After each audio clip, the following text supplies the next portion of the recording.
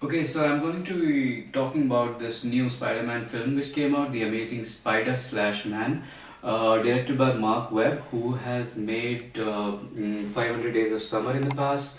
And him coming into this franchise was really surprising, because 500 Days of Summer was a rom-com, if you will, romantic comedy featuring Hewitt, whatever his name is, and Louis Chanel. So him coming into Sam Raimi taking the so-called uh, reign from Sam Raimi and Bryan Singer was really surprising because first off, Sam Raimi did really make a very good trilogy, uh, except the third edition.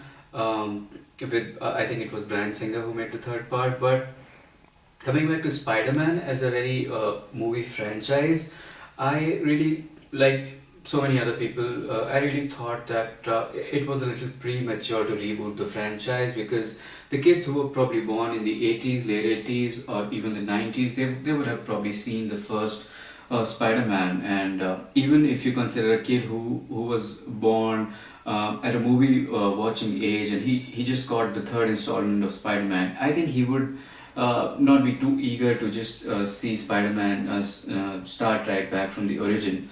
Anyways, coming back to the film, I really had great expectations from it.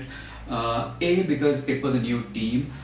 B, Marvel having done so many great wonders with all these different character arcs, X-Men, which was great and highly successful. Fantastic Four, which I feel was a little underrated. It wasn't that bad as it was meant out to be.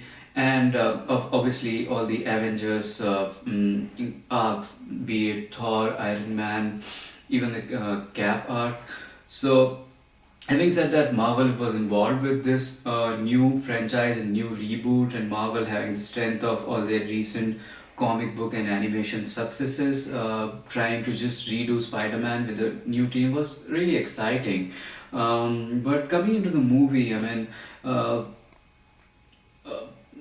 as I recall, when I saw the movie, 10 minutes into it, I really started getting the feeling that something's not right.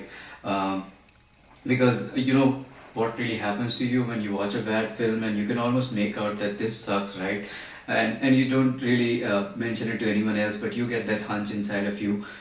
Similar thing happened with me and Amazing Spider-Man, because the movie starts off with Peter Parker. Obviously, Aunt May is a little more old uh, in here, and I'm forgetting the name of the actress who plays her, but Martin Sheen plays Uncle Ben, and mm, not many things going actually, and that's one of the reasons I didn't like the movie, because one of the initial, so to say, pitch of the movie was that it's going to explore the things which were not explored in the first trilogy, which so to say is PT facing his facing life challenges as a kid who's just in high school, growing up, coming of age kind of thing. And Andrew Garfield could have really been captured very well in those, given his track record.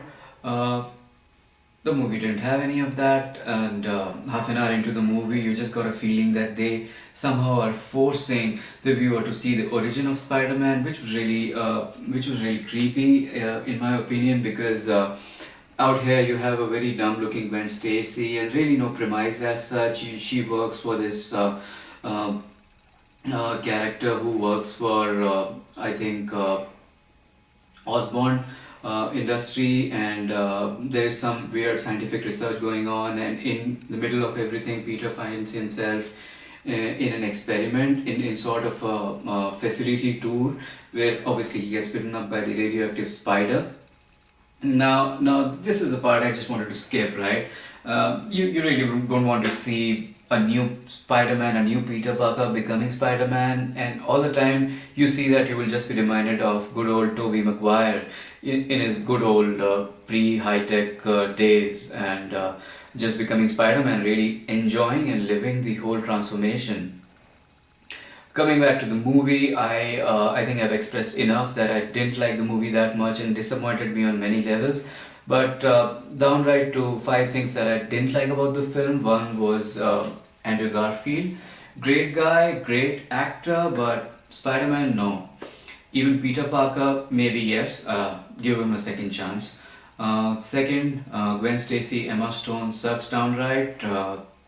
Third, the whole we will show you the origin of the film, we will show you the origin of Peter's parents and the secret threads of them and their association with um, Killer Croc or the lizard.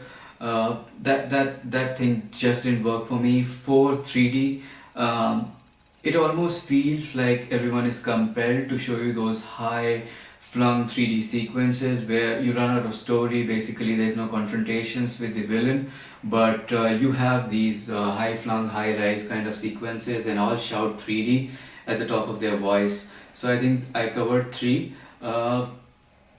Two more would be the length of the movie. I thought it was too small. Maybe it was poor storytelling, but really at the end it just feels like a cop out when Spidey just jumps in 3D and boom, it's over.